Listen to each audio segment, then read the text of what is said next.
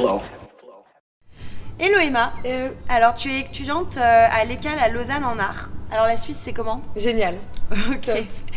Donc tu as suivi un cursus littéraire au lycée. Est-ce que c'était un choix réfléchi ou par défaut?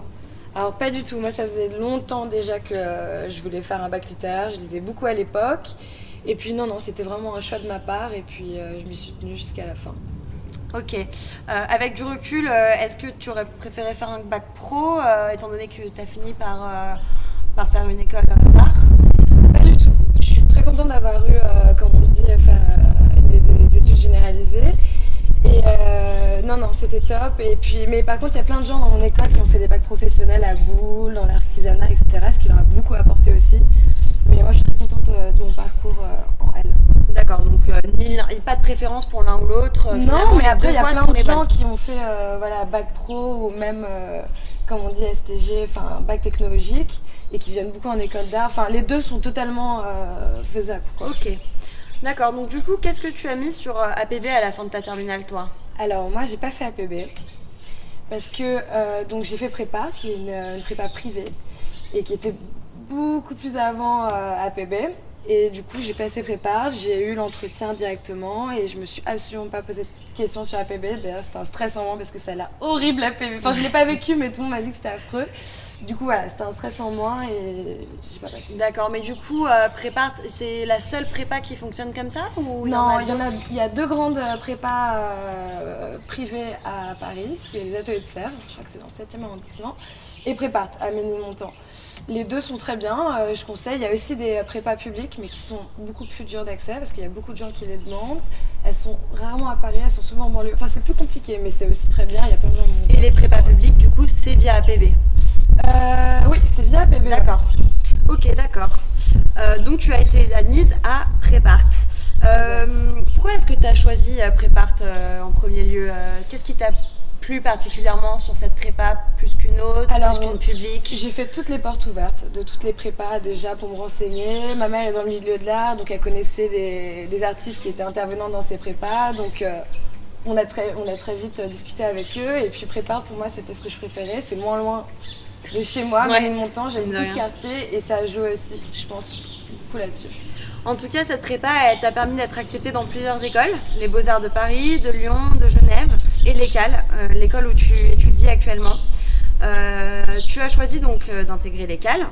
Et c'est vrai que pour ceux et celles qui ne s'y connaissent pas du tout en art, comme moi par exemple, on a un peu l'impression que les Beaux-Arts, c'est le Saint Graal.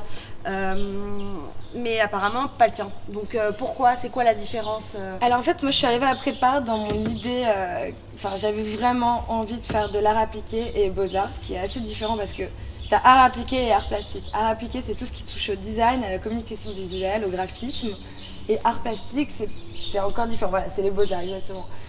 Et donc moi je suis vraiment partie de cette idée où je ne voulais pas aller aux beaux-arts et j'étais assez catégorique. Et ils m'ont quand même mis dans une classe, parce qu'après part ils divisent design, graphisme, etc. Ils m'ont quand même mis dans une classe art plastique, ça me rendait dingue.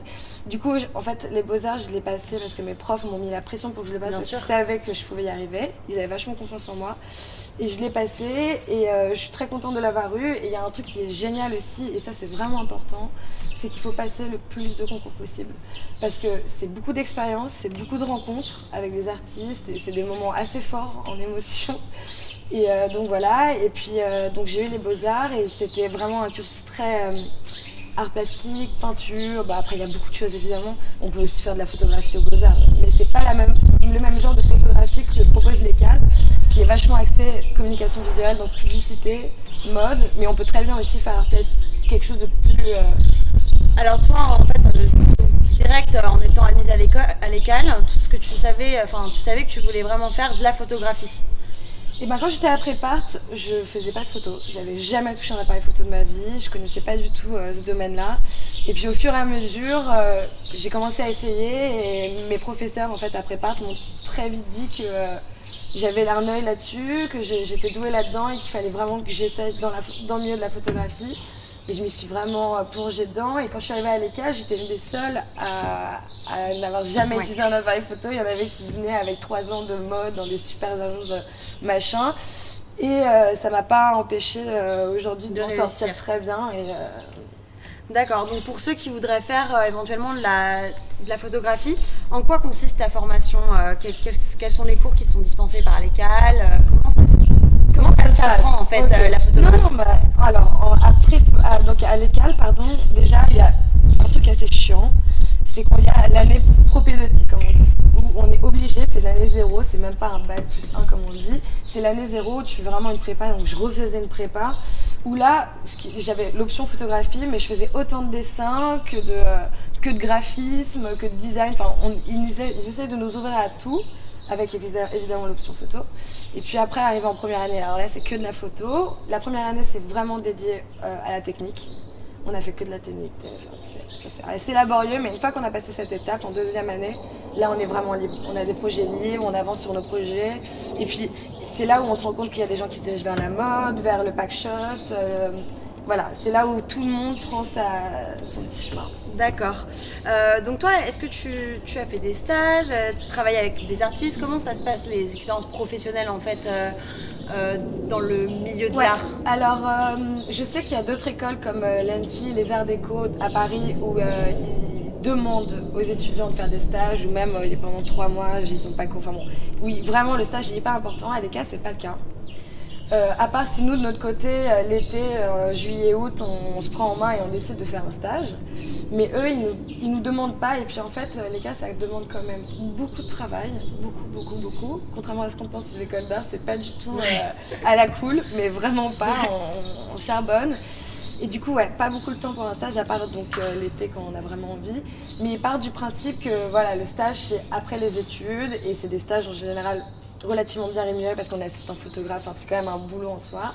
Donc non, j'ai jamais fait de stage, mais à l'ECAL, il y a un truc super, c'est qu'on a commencé plus ou moins à faire un magazine qui s'appelle Offline. Et donc moi je me suis occupée de quasiment toute la photographie dans ce magazine. Et je me suis un peu accaparée de trucs pour aussi faire un peu de DA, direction artistique à l'intérieur parce que ça me plaît. Et donc voilà, ça c'est avec quelqu'un qui s'appelle Angelo Sirimele qui est directeur d'un grand magazine de mode. Ok, super. Donc du coup, en fait, toi, tes études, tu les termines dans à peu près 1 an.